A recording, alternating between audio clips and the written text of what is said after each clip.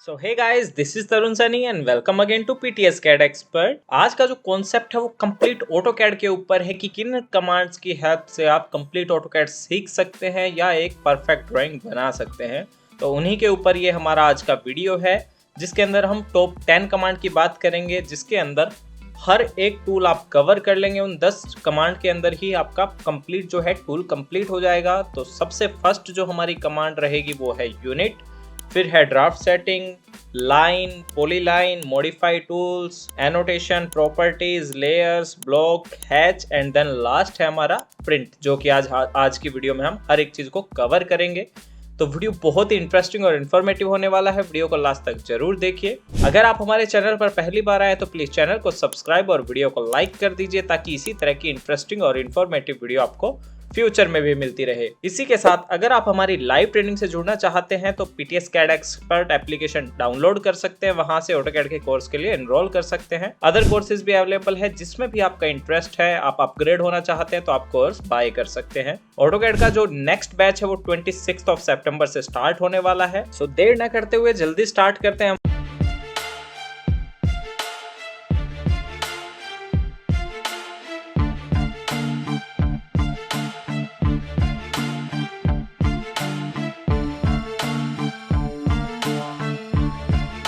First command हमारी है unit, जो कि आप किस तरीके से सेट कर सकते हैं। हम एक नया प्रोजेक्ट ओपन करते हैं और यूनिट में चलते हैं।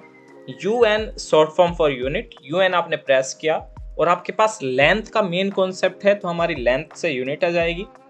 यूनिट के अंदर आपको कुछ चीजें मिलेगी, architecture, decimal, engineering, frictional, scientifically. Basically हम यहाँ से 3 चीजें यूज करते हैं, आर्किटेक्चर, डेसिमल, इंजीनियरिंग।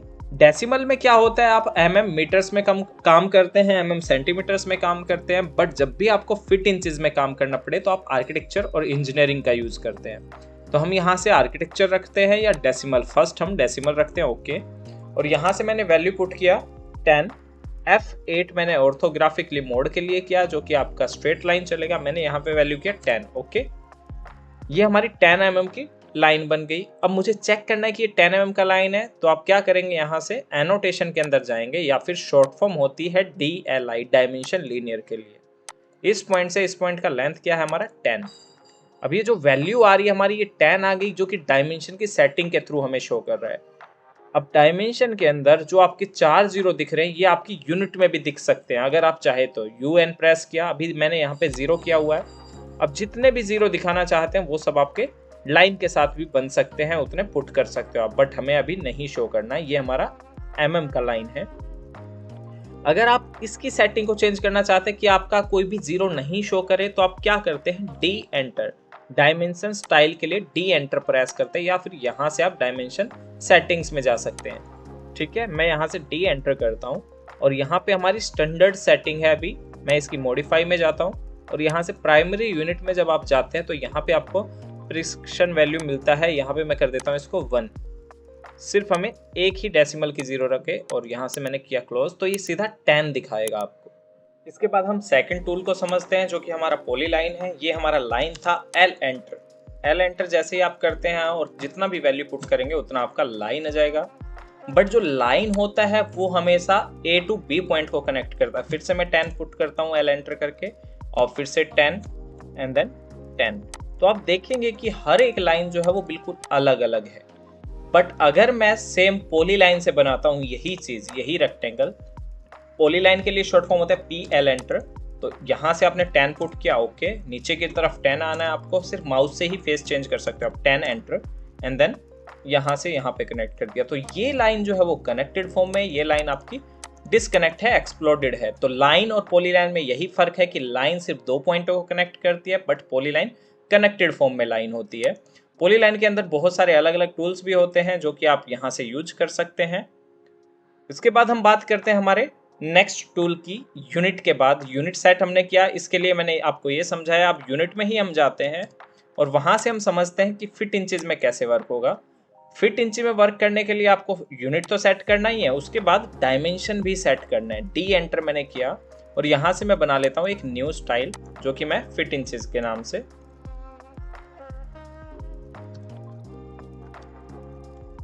ठीक है, फिट इंचेस किया मैंने, कंटिन्यू, और यहाँ पर आप देखेंगे प्राइमरी यूनिट में जाके आपको यहाँ से भी वही आर्किटेक्चर करना पड़ेगा, तब आप प्रॉपर वर्क कर पाएंगे। जैसे ही आप आर्किटेक्चर करते हैं और अब आप इसमें वर्क कर सकते हैं सेट करंट क्रॉस।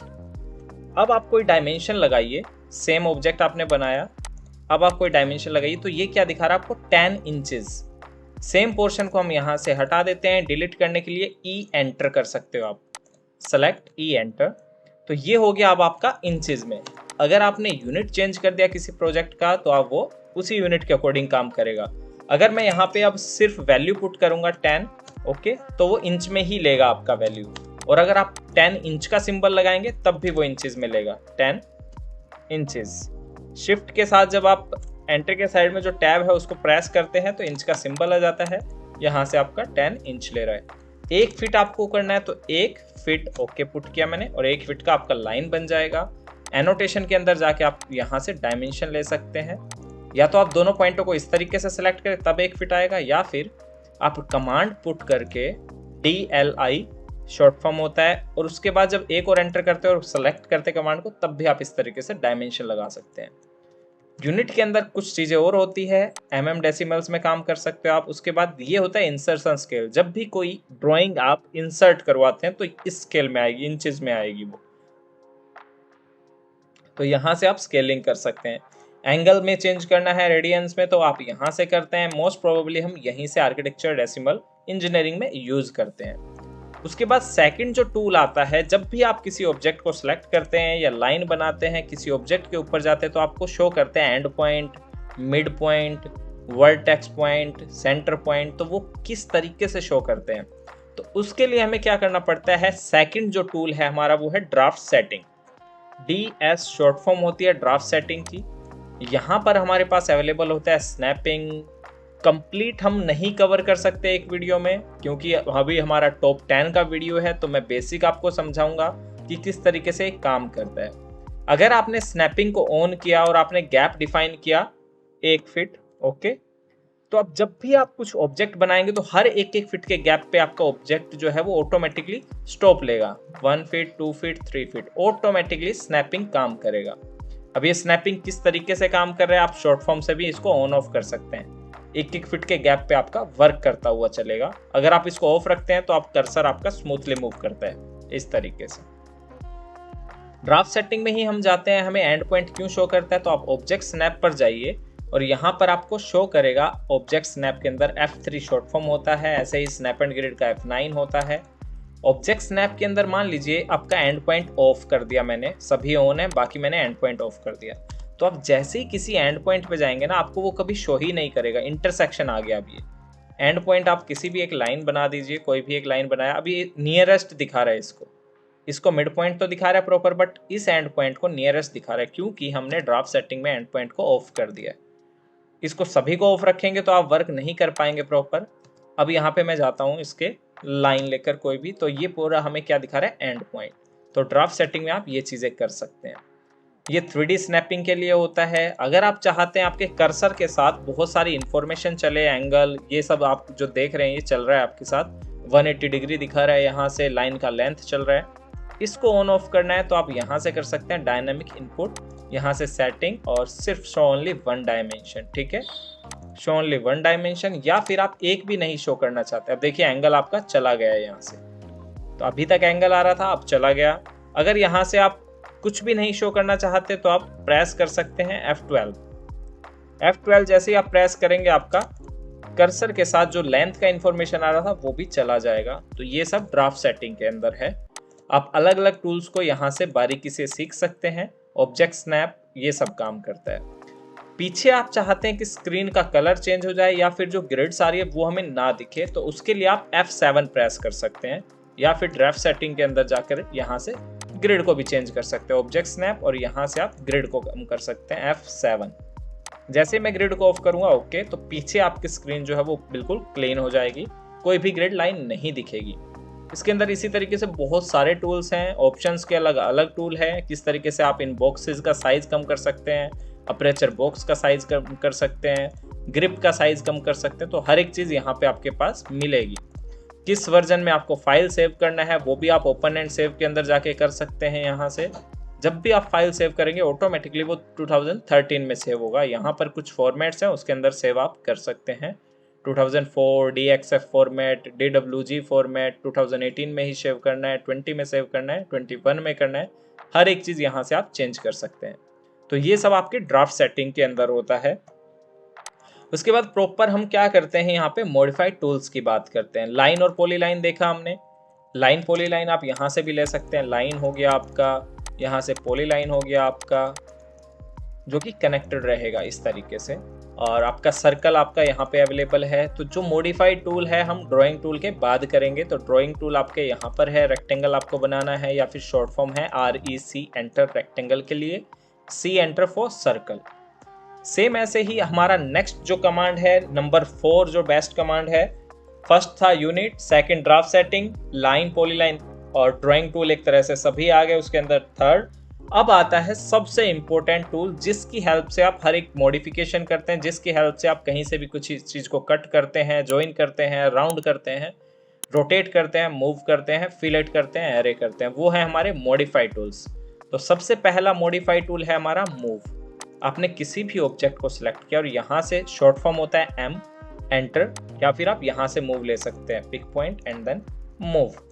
कहीं भी आप इसको मूव कर सकते हैं, किसी भी पॉइंट को पिक करके, या फिर दूर से भी आप कर सकते हैं। सेलेक्ट मूव, मुझे चाहिए 500 की दूरी पे, तो इस तरीके से आप मूव भी कर सकते हैं। वो 500 की दूरी पे चला गया है आपका ऑब्जेक्ट इस तरीके से।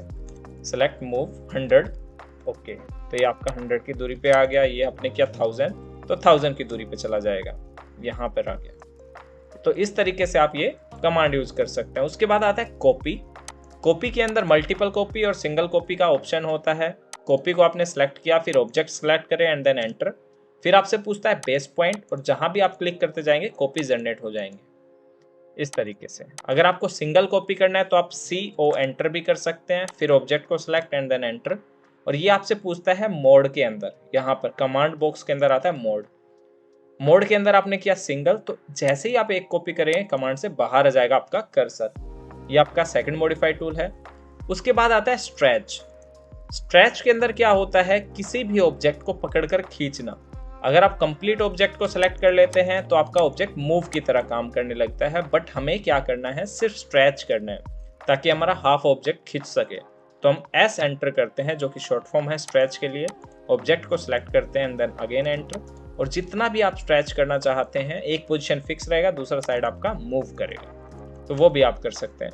S enter stretch and than half object select करिए और इस तरीके से स्ट्रेच कर सकते हैं। फिर आता है आपका रोटेट टूल। किसी भी ऑब्जेक्ट को आपने सेलेक्ट किया, यहाँ से आपका रोटेट टूल है, या फिर आप RO एंटर कर सकते हैं। RO एंटर करने के बाद आपसे पूछता है कि इसका बेस पॉइंट क्या है। मैंने इस पॉइंट को फिक्स रखा, जो भी आप बेस पॉइंट रखेंगे वो आपका फिक्स पॉइंट हो जाएगा, ओरिजिन हो जाएगा। अब मैंने इसको इस तरीके से रखा, और जिस भी डायरेक्शन में आपको रोटेट करना है, यहाँ से आप ऑर्थो मोड भी ऑन ऑफ कर सकते हैं। F8 शॉर्ट फॉर्म होता है, और जिधर भी आपको रोटेट करना है वहां आप रोटेट कर सकते हैं। रोटेट आप रेफरेंस के थ्रू भी कर सकते हैं। सेलेक्ट किया हमने, RO एंटर, और जैसे ही आप बेस पॉइंट सेलेक्ट करते हैं फिर आपसे रेफरेंस पूछता है। ये हमारा रेफरेंस है, यहाँ से मुझे यहाँ रोटेट करना है, तो ये रेफरेंस पॉइंट भी आप ले सकते हैं। F8 से स्ट्रेट हो जाएगा मॉडल, और इस तरीके से रोटेट कर सकते हैं आप। किसी भी रोटेट करने के लिए ऑब्जेक्ट को आप कॉपी भी जनरेट करना चाहता है कि रोटेट भी हो जाए और कॉपी भी हो जाए, तो आप कॉपी का टूल यहाँ से ऑन कर सकते हैं। जो भी आपको ब्लू टैब में दिख रहा है वो उसका शॉर्ट फॉर्म भी है। मैंने कॉपी किया और इस तरफ रोटेट भी कर दिया, एक रोटेट हो गया और एक इस तरीके से आपका ऑब्जेक्ट आ गया। नेक्स्ट कमांड जो है हमारा वो है मिरर। किसी भी ऑब्जेक्ट को, चाहे आप कमांड पहले पुट करें, चाहे आप ऑब्जेक्ट को पहले सेलेक्ट करें, पैटर्न वही है। मिरर लिया मैंने कमांड, सेलेक्ट किया ऑब्जेक्ट को एंड देन एंटर। फिर आपसे पूछता है कि मिरर कहाँ पर करना है आपको, एक्सिस क्या है उसका। तो मैं चाहता हूँ कि ये हमारा मिरर रहे, इसके दूसरी साइड आपका कॉपी जनरेट हो जाए, तो यहाँ से यहाँ पे ये मिरर है। अभी आपसे पूछ रहा है कि सोर्स ऑब्जेक्ट जिसकी हेल्प से आपने नया मिरर कॉपी किया है उसको डिलीट करना है या रखना है, हमें वो हमें रखना है, तो हम कर देते हैं इसको नो और ओके। फिर से मैं सेलेक्ट करता हूँ और यहाँ मिरर पे जाता हूँ। अब मुझे ऊपर की तरफ मिरर करना है, ओके। एंड देन जो नीचे हमारा मिरर था उसको मैं चाहता हूँ डिलीट हो जाए, तो आपको Y एंटर करना है, यहाँ से Y कमांड बॉक्स में, और Y पुट किया एंटर, तो जो सोर्स ऑब्जेक्ट था वो चला जाएगा, नया ऑब्जेक्ट आपका आ जाएगा। अब इसको मैं उठा के थोड़ा नीचे ले आता हूँ। नेक्स्ट टूल है हमारा स्केल। किसी भी ऑब्जेक्ट का साइज को इंक्रीज डिक्रीज करना स्केलिंग के अंडर आता है, तो हम शॉर्ट फॉर्म यहाँ से यूज करते हैं SCOK, या फिर यहाँ से आप स्केल ले सकते हैं। अब इस ऑब्जेक्ट को आपको बड़े साइज का करना है तो आपको क्लिक करना है और इस तरीके से साइज आप इंक्रीज कर सकते हैं किसी भी ऑब्जेक्ट का।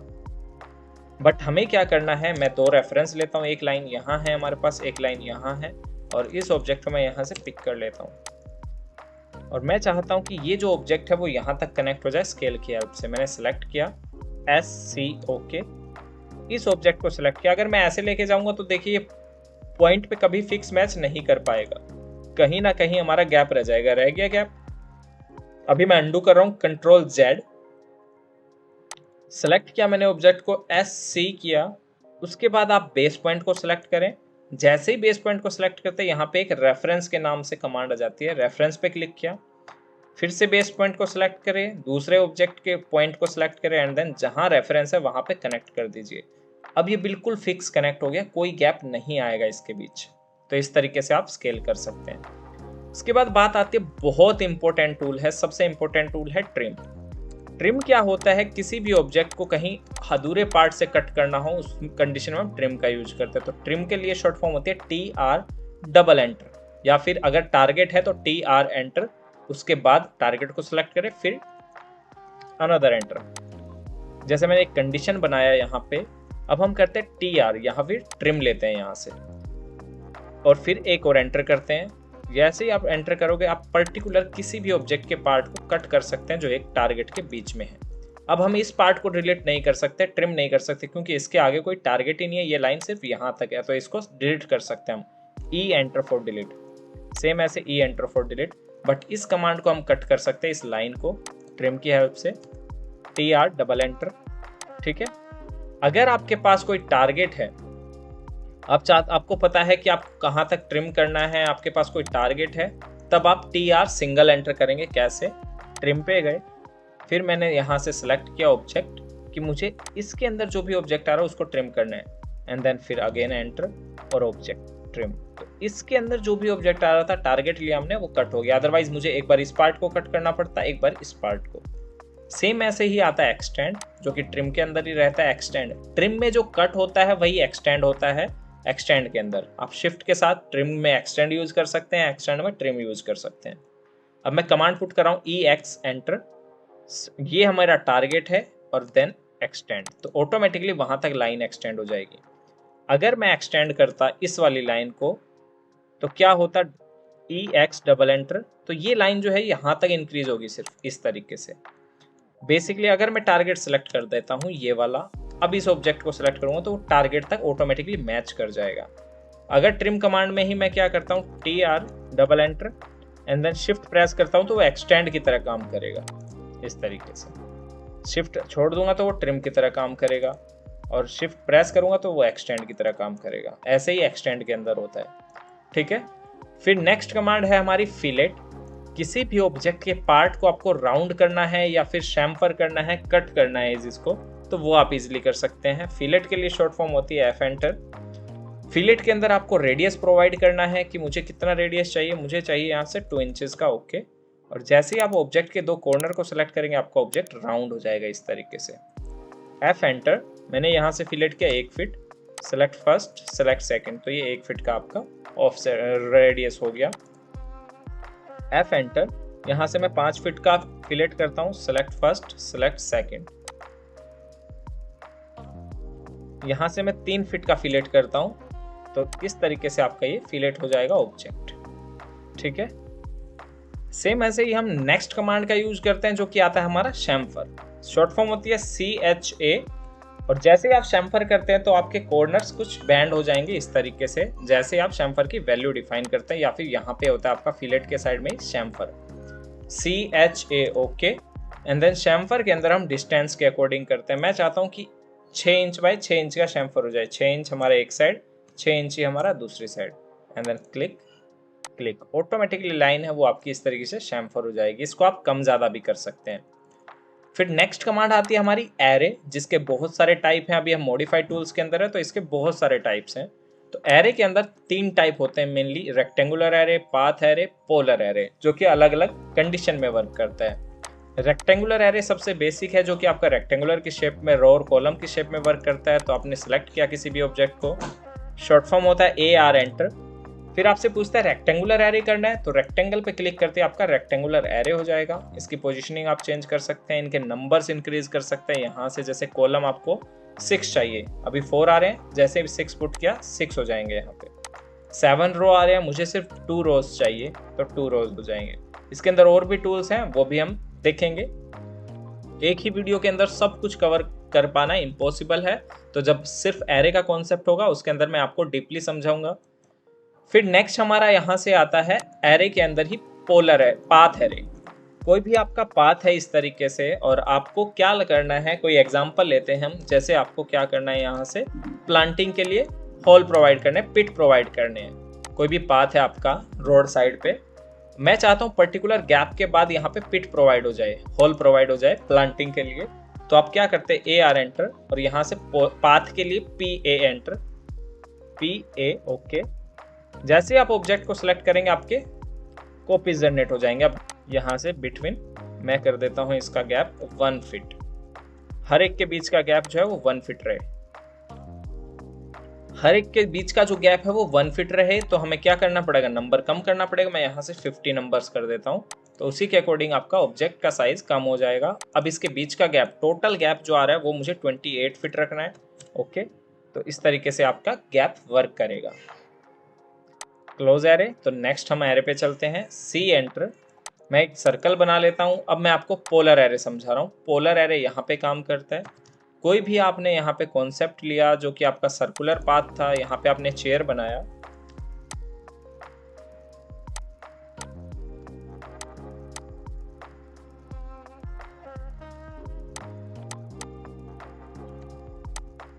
मिरर, ये आपका कोई भी चेयर है, या फिर आप टाइम देके अच्छा चेयर बना सकते हैं।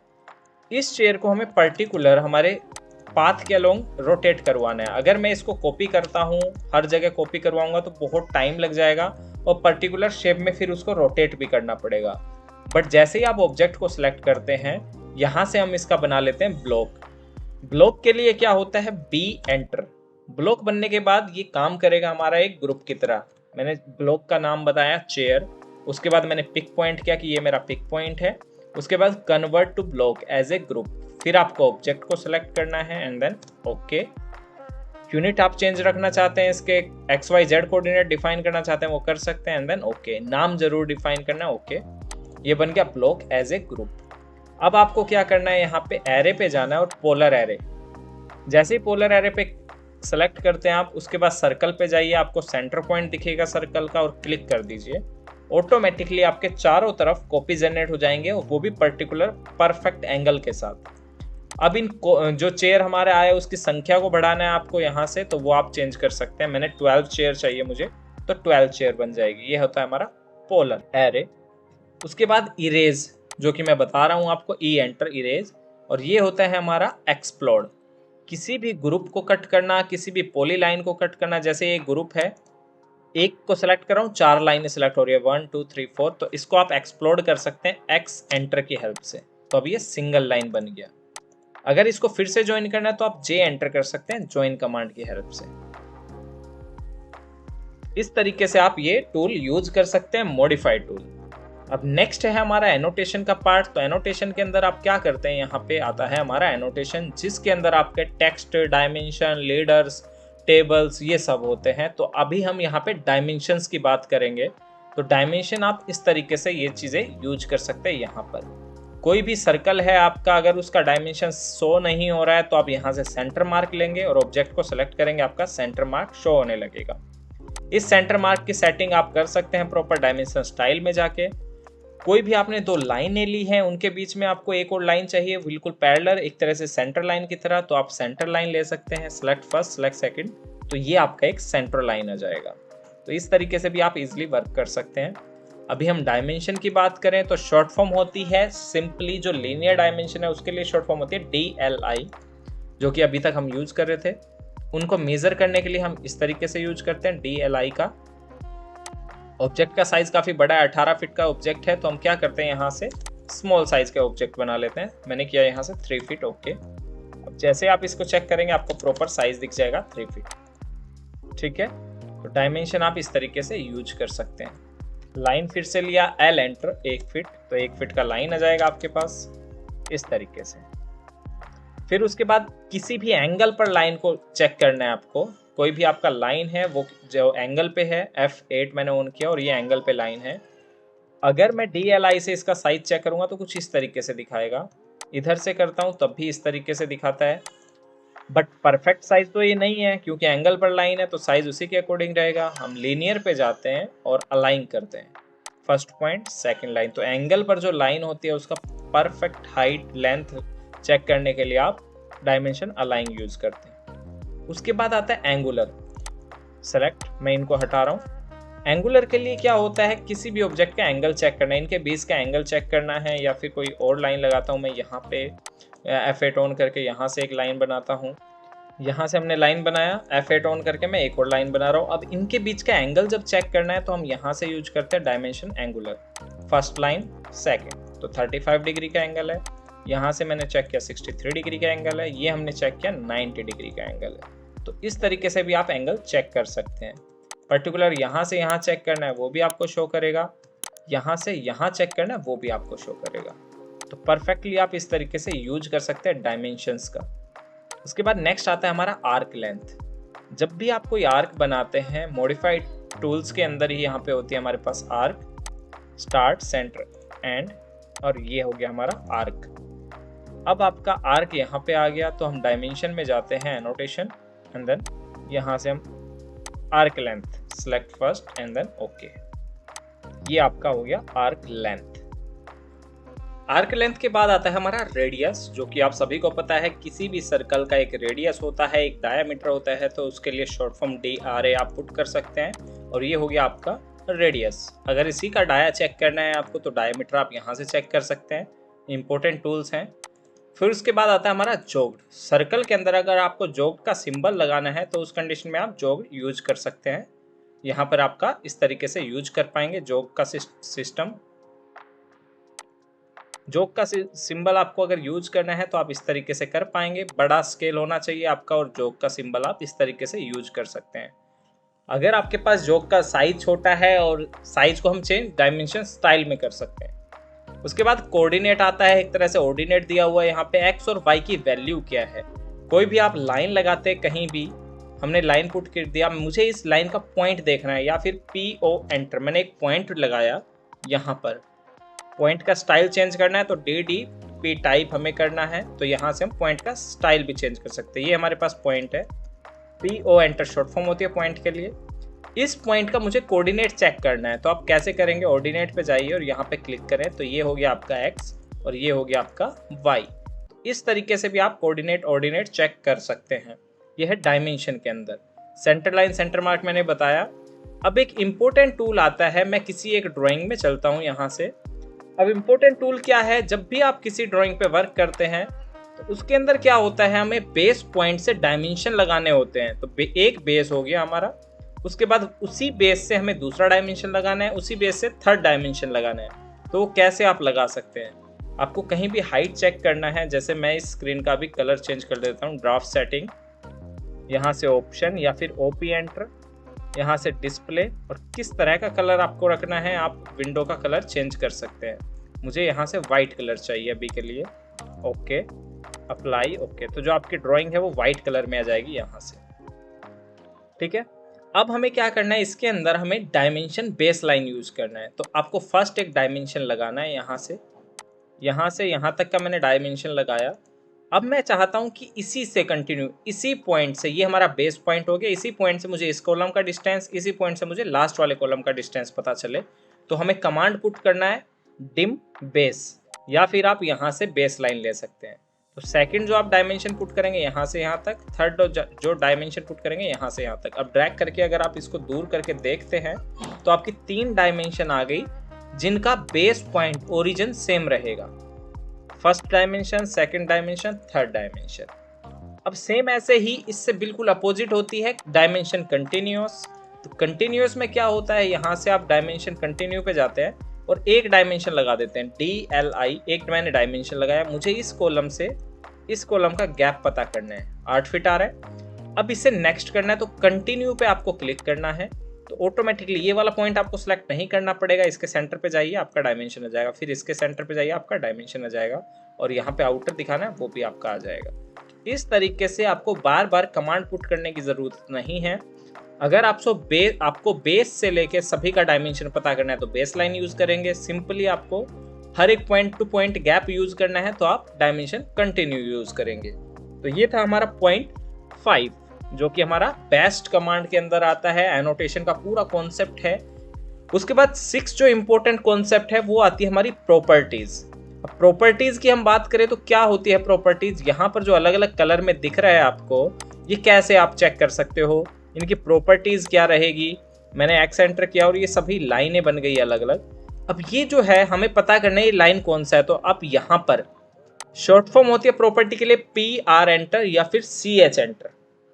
जैसे ही आप किसी भी ऑब्जेक्ट को सिलेक्ट करते हैं उसी ऑब्जेक्ट की प्रॉपर्टी ओपन हो जाती है। कलर हमारा ब्लू है, लेयर कौन सा है, A7 है, लाइन टाइप 0.0 है। तो इस तरीके से पूरा प्रॉपर्टी ऑन हो जाता है। किस कोऑर्डिनेट पर बनी है, एक्स में क्या है, वाई में क्या है, एक्स एंड एक्स एक्सिस क्या है, एलिवेशन क्या है, इसका हर एक चीज़ का प्रॉपर्टी आप यहाँ से चेक कर सकते हैं। जैसे मैं इसको सेलेक्ट करता हूँ, यहाँ पे दिखाता है डायमेंशन बेस लाइन और ये बाय लेयर है। अगर कोई भी ब्लॉक है आपके पास, ब्लॉक को एक्सप्लोर करना है तो आप एक्स एंटर कर सकते हैं, एक्स एंटर ब्लॉक टूट जाएगा।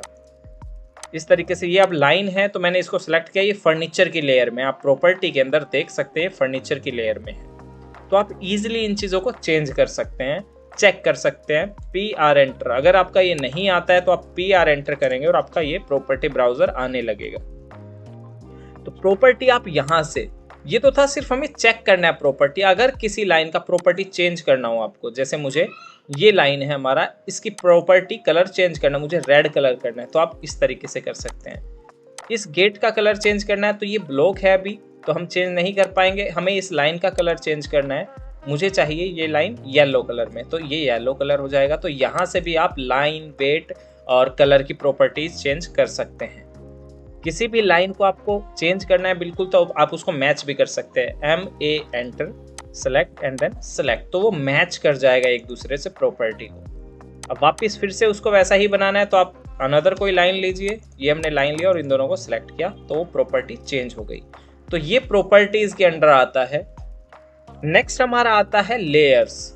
ये तो सिंपली हमने कलर चेंज किया और प्रॉपर्टी का पता किया कि कौन सी क्या चीज़ है। बट पर्सनली हमें लेयर बनाना पड़े तो हम कैसे बना सकते हैं। यहाँ पे आपके ऑब्जेक्ट्स हैं, डायमेंशन में हम देखते हैं यहाँ पे डिम दिखा रहा है डायमेंशन का लेयर। सेलेक्ट किया मैंने, ये डायमेंशन का लेयर है। मैंने टेक्स्ट को सिलेक्ट किया तो यहाँ पे A7 टेक्स्ट आ गया। ये डोर को सिलेक्ट किया, फर्नीचर आ गया। तो ये लेयर किस तरीके से आप बना सकते हो। आपको लेयर बनाने के लिए क्या करना पड़ेगा, अगर आप ब्लैक भी रखना चाहते हैं स्क्रीन तो वो देखते हैं पहले OP एंटर या फिर ड्राफ्ट सेटिंग। यहाँ से मैं फिर से इसको कलर ब्लैक कर देता हूँ एंड देन अप्लाई ओके। अब यहाँ पे देखिए कलर आपको सभी दिख रहे हैं प्रॉपर। अब हम क्या करते हैं, हम अपना एक लेयर बनाते हैं। यहाँ पे हमारे पास बहुत सारी लेयर्स हैं, बट मैं यहाँ पे एक लेयर बनाता हूँ अलग से। तो आपको LA एंटर करना है, LA लेयर के लिए। LA आप जैसे करते हैं लेयर का एक टैब ओपन हो जाएगा। यहाँ से आप किसी भी लेयर को बना सकते हैं, किसी को भी डिलीट कर सकते हैं, लेयर्स का ग्रुप बना सकते हैं। तो मैंने लेयर लिया यहाँ से और मैंने बनाया PTS फर्नीचर। ठीक है, फर्नीचर के नाम से उसका कलर मैंने रखा यहाँ से, ये फर्नीचर का कलर रहे हमारा। और यहाँ से आप लाइन टाइप, लाइन वेट कम ज़्यादा कर सकते हो। ओके, पूरा property, transparency, freeze, on off सब यहाँ से कर सकते हैं। तो मैंने फर्नीचर का लेयर बनाया PTS। एक और लेयर मैं बनाता हूँ PTS वॉल 100 वॉल। ठीक है, वॉल के नाम से। अब वॉल का कैसा रखना है, मुझे कलर ये रखना है। ओके, ठीक है, इतना हो गया। अब यहाँ आप जाइए और जहाँ पे हमने PTS के नाम से बनाई है वो हमें दिख जाएगी। यहाँ पे सर्च कर सकते हैं आप P के नाम से, ये आगे PTS फर्नीचर, PTS वॉल। मैंने सेलेक्ट किया तो यहाँ भी देखिए PTS आ गया। अब लाइन लीजिए, L एंटर और कुछ भी बनाइए। आपका किस लेयर में बन रहा है ये, सेलेक्ट PTS के अंडर। अगर मैं किसी और को सेलेक्ट करता हूँ तो वो यहाँ पे नेम ऑब्जेक्ट के अकॉर्डिंग आ रहा है। तो आप लेयर बना सकते हैं, उनका प्रॉपर यूज कर सकते हैं। आप चाहते हैं इसमें से आपका फर्नीचर का लेयर ऑफ हो जाए तो वो भी आप यहीं से करेंगे। आप लेयर पे जाइए, और जिस भी लेयर को आप ऑन ऑफ करना चाहते हैं वो देख सकते हैं। यहाँ से ये लेयर ऑन है। अब मैं चाहता हूँ कि यहाँ से फर्नीचर का लेयर ऑफ हो जाए। फर्नीचर आ रहा है, जैसे ही मैं यहाँ से ऑफ करूँगा इसको, सभी फर्नीचर जो है वो हाइड हो जाएगा यहाँ से। अगर आप इसको यहाँ से फ्रीज कर देते हैं तब भी आप उसको यूज नहीं कर पाएंगे।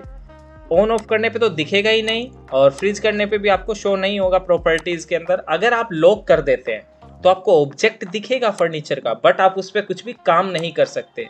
आप जैसे ही ऑब्जेक्ट के ऊपर जाएंगे आपको देखिए लॉक का ऑप्शन दिखाएगा और आप इसको डिलीट भी नहीं कर सकते। तो ये होता है ऑन ऑफ लॉक फ्रीज। तो आप लेयर को सेव भी रख सकते हैं।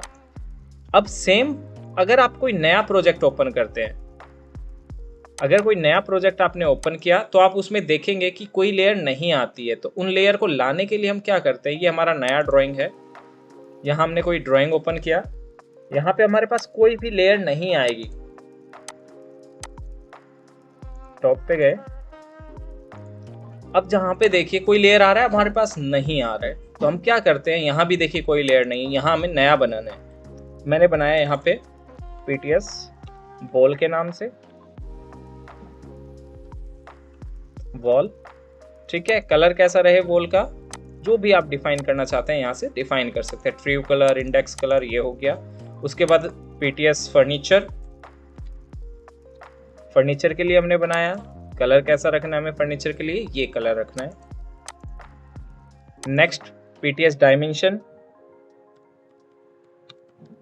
अब जो भी डायमेंशन के लिए आप यूज करना चाहते हैं वो आप यहाँ से कर सकते हैं। ये हमारी लाइनिंग के लिए हो गया। ओके, तो हमने लेयर्स बना दिया। अब 3 लेयर हमारे पास हो गई। अगर आप चाहते हैं और ज़्यादा लेयर चाहिए तो आप किसी भी ड्राइंग को, जैसे हमारा ये ड्राइंग है, इस ड्राइंग को Ctrl+C करें और नई ड्राइंग के अंदर ले जाइए Ctrl+V। यहाँ जैसे ही आप पेस्ट करेंगे ड्राइंग को तो इस ड्राइंग के अंदर जितनी भी लेयर है आपके पास वो सारी यहाँ पे आपको दिखने लगेगी। अब एक फर्नीचर की लेयर देखिए यहाँ पे लॉक कर रखी थी हमने, जैसे ही मैं उसको ऑन करूंगा फर्नीचर आपको दिखने लगेगा यहाँ, ठीक है। तो ये हमारा फर्नीचर के अंदर डोर था, वो हमारा यहाँ पे आ गया है। तो इस तरीके से आप किसी भी लेयर के साथ चेंजमेंट कर सकते हैं, प्रॉपर उसको देख सकते हैं। ये होता है हमारा लेयर का कॉन्सेप्ट। प्रॉपर्टीज में आप लेयर फ्रीज कर सकते हैं, ऑन कर सकते हैं, ऑफ कर सकते हैं, ट्रांसपेरेंसी चेंज कर सकते हैं। ये था हमारा स्टेप नंबर 7 जो कि काफी इंपॉर्टेंट टूल है। उसके बाद आता है हमारे पास ब्लॉक। जिन चीजों को हमने तोड़ा है अभी, जैसे हमारा एक गैस स्टोव है, हमने अलग अलग करके बनाया एक्सेंट्री, अभी हमारा हर एक पार्ट देखिए अलग अलग है, बट ऐसे अगर आप करते हैं तो कुछ ना कुछ पॉइंट हमारा छूट ही जाएगा। मैं इसको कॉपी कर रहा हूँ फिर से। तो इसके अंदर देखिए एक पॉइंट, ये वाला लाइन हमारा रिमूव हो गया। तो जब ऐसा ना हो उसके लिए हम क्या करते हैं, ब्लॉक बनाते हैं। किन्हीं भी पार्ट का ग्रुप बनाने के लिए हम ब्लॉक का यूज करते हैं। सेलेक्ट किया मैंने और B एंटर किया, ब्लॉक के अंदर मैंने यहाँ पे किया गैस स्टोव, इसका नाम रखा गैस स्टोव। यहाँ से पिक पॉइंट, ये हमारा पिक पॉइंट है, ये हमने सेलेक्ट ऑब्जेक्ट किया। अब नए प्रोजेक्ट के अंदर इंच में ही रखना चाहते हो, MM में रखना चाहते हो तो आप यहाँ से यूनिट चेंज कर सकते हो। उसके अलावा आप रिटेन कर सकते हैं तो ये एज इट इज दिखेगा, ब्लॉक नहीं बनेगा। कन्वर्ट टू ब्लॉक करते हैं तो ब्लॉक बन जाएगा। डिलीट कर देंगे तो ये वाला पार्ट डिलीट हो जाएगा, बट आप दोबारा इसको लेकर आ सकते हैं। तो यहाँ से आप सिलेक्शन कर सकते हैं। ओके, तो ये बन गया आपका एक ग्रुप, बट ये देखिए अलग अलग है। तो इस तरीके से ब्लॉक बना सकते हो। अगर मैं ब्लॉक के अंदर ही कुछ और पार्ट करता है, इस पार्ट को मैं ब्लॉक बना रहा हूँ, बट इसके अंदर मैंने किया ASD के नाम से बनाया, सेलेक्ट ऑब्जेक्ट किया, यहाँ कन्वर्ट टू ब्लॉक ना करके मैं डिलीट कर देता हूँ। तो क्या होगा, ये वाला जो है ऑब्जेक्ट वो डिलीट हो जाएगा। हो गया डिलीट।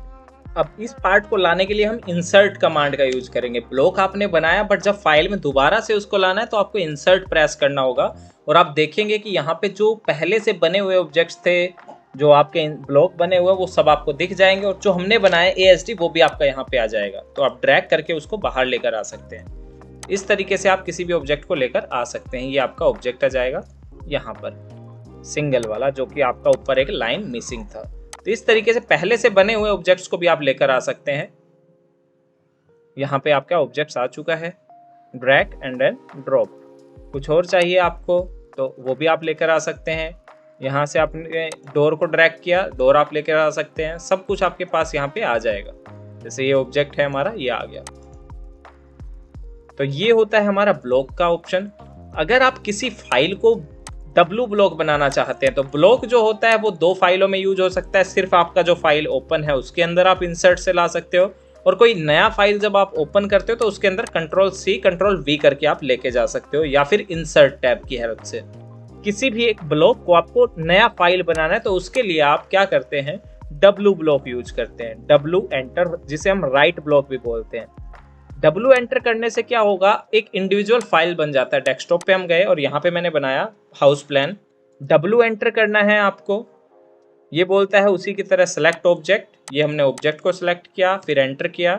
यहाँ से पिक पॉइंट, ये हमारा पिक पॉइंट हो गया। उसके बाद यहाँ पूछता है कहाँ आप सेव करना चाहते हो, तो हम यहाँ सेव करना चाहते हैं इसको डेस्कटॉप पे हाउस प्लान 1 के नाम से, एंड देन ओके। ओके, तो डेस्कटॉप पे आप देखोगे हाउस प्लान 1 के नाम से एक फाइल आ जाएगा डेस्कटॉप, और यहाँ पर आप देखिए हाउस प्लान 1 के नाम से आपका फाइल आ गया है। प्लान ये है आपका हाउस प्लान 1, सेम फाइल आ गया, यहाँ पे हाउस प्लान 1 है। तो इस फाइल को, जो भी ब्लॉक होता है आपका राइट ब्लॉक, उसको आप एक फाइल की तरह यूज कर सकते हैं। सभी लेयर भी आएगी ऑटोमेटिक, जो हमने नहीं बनाई है वो भी आपको मिलेगी। तो इस तरीके से आप वर्क इजी बना सकते हैं। जो अभी तक कमांड हुई है उसके अंदर पूरा कैड एक तरह से कवर हो चुका है। जो सभी कमांड हमारी यूज होती है कैड में एक ड्राइंग बनाने के लिए, वो सारी कमांड आपकी कवर होती हुई जा रही है। सिर्फ 2 कमांड पेंडिंग है टॉप 10 में से।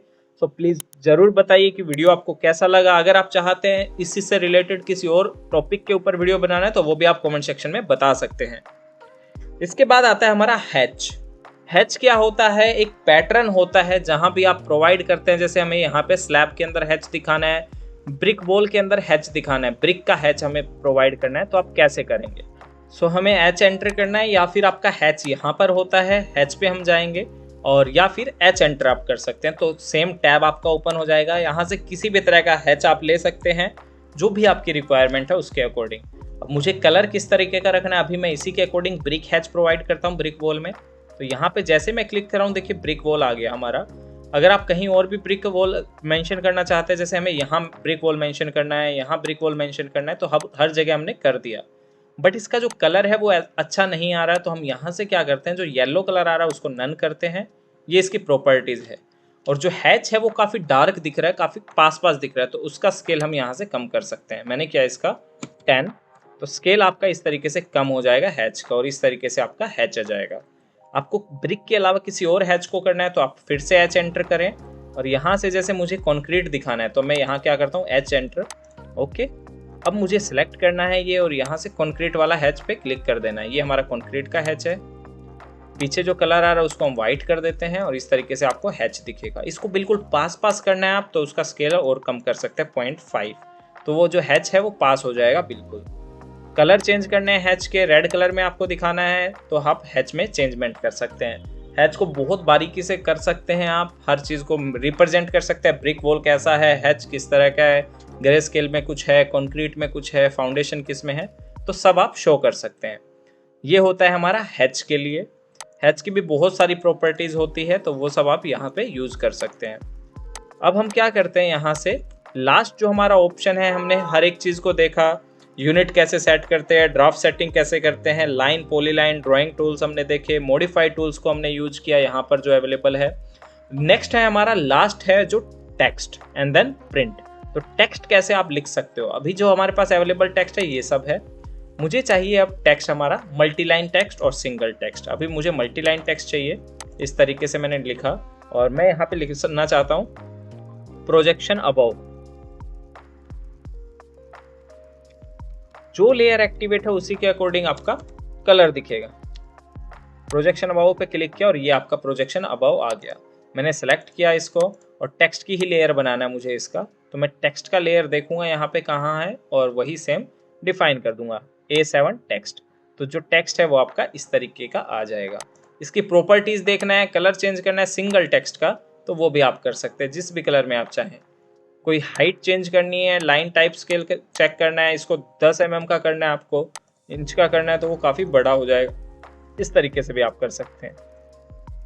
हर एक रूम में आपको रिप्रेजेंट करना है किस साइज का रूम है, टेक्स्ट क्या है, इस तरीके से आप ये वर्क करते हैं। अभी हम क्या करते हैं, इसका लास्ट स्टेप जो है हमारा REC एंटर, रेक्टेंगल में लगा रहा हूँ यहाँ पे, और इसको कवर कर रहा हूँ प्रिंट के लिए। तो लास्ट है हमारा Ctrl+P जैसे ही आप कंट्रोल पी करते हैं आपका टैब ओपन हो जाता है, या फिर आप एप्लीकेशन बटन में जाके यहाँ से प्रिंट ले सकते हैं। और इसके और भी तरीके हैं प्रिंट लेने के, आप यहाँ से भी कर सकते हैं। आउटपुट में भी आपको प्रिंट प्लॉट मिल जाएगा प्रॉपर। तो जो भी तरीका आपको ईजी लगे, कंट्रोल पी सबसे बेस्ट है। उसकी सेटिंग करनी है आपको, तो यहाँ पे आ रहा है प्रिंटर नेम, प्लॉटर नेम। तो प्रिंट क्या करना है आपको, DWG जो कैड का फॉर्मेट होता है उससे PDF बनाना है। ओके, एक चीज। उसके बाद आपको पेपर का साइज सेलेक्ट करना है। पेपर का साइज हमारा A3 हम रख रहे हैं, A3। उसके बाद विंडो सेलेक्ट करना है कि कहाँ से कहाँ आपको प्रिंट देना है, ये हमारा प्रिंट के लिए हो गया। उसके बाद यहाँ से सेंटर टू प्लॉट करना है कि पेपर के सेंटर में आए। और यहाँ से हमें चेक करना है प्रीव्यू तो ठीक आ रहा है, बट हमारा पेपर बहुत ज़्यादा बचता है, मार्जिन बहुत ज़्यादा है। तो हम एस्केप करते हैं फिर से, और यहाँ पे ड्राइंग ओरिएंटेशन को चेंज करते हैं। अभी यहाँ पे देखो 420 297 में इस तरीके से दिख रहा है। जैसे ही मैं पोर्ट्रेट करूँगा पेपर में फिट हो जाएगा। ओके, अब प्रीव्यू चेक करें आप, तो इस तरीके से आपका प्रिंट आएगा। प्रॉपर हैच जो हमने प्रोवाइड किया वो दिख रहा है, ब्रिक का हैच जो हमने प्रोवाइड किया वो दिख रहा है, डायमेंशन हमने लगाए, टेक्स्ट हमने लिखा, वो सब हमें दिखेगा। और यहाँ से हम करते हैं प्लॉट।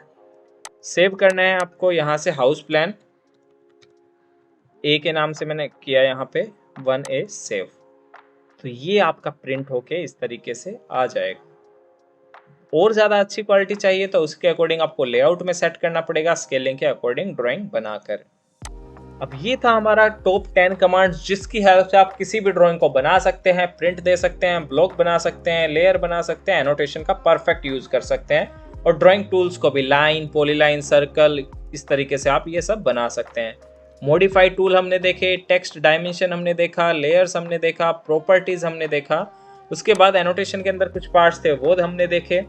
हैच हमने प्रोवाइड किया कि किस तरीके से आप हैच प्रोवाइड कर सकते हैं। तो बेहतर तरीके से अगर आप इन्हीं चीज़ों को और सीखना चाहते हैं, बारीकी से सीखना चाहते हैं, तो आप लाइव ट्रेनिंग ज्वाइन कर सकते हैं। ऑटोकैड का जो न्यू बैच है वो 26 सितंबर से स्टार्ट होने वाला है। लाइव बैच रहेगा, इंटरेक्टिव सेशंस रहेंगे, डाउट सेशन भी प्रोवाइड किए जाते हैं, और आपको वीडियो भी प्रोवाइड की जाएगी। अगर कोई डाउट आता है तो आप बाद में भी देख सकते हैं। टेक्निकल सपोर्ट आपके पास ऑलवेज रहेगा, तो आप बेहतर ऑटोकैड ड्राफ्ट्समैन बन सकते हैं। इसके अलावा अपग्रेड होने के लिए अनदर सॉफ्टवेयर भी ऐप के ऊपर अवेलेबल है, जिसमें भी आपका इंटरेस्ट है वो आप ज्वाइन कर सकते हैं। PTS CAD expert application download करके किसी भी कोर्स के लिए एनरोल कर सकते हैं।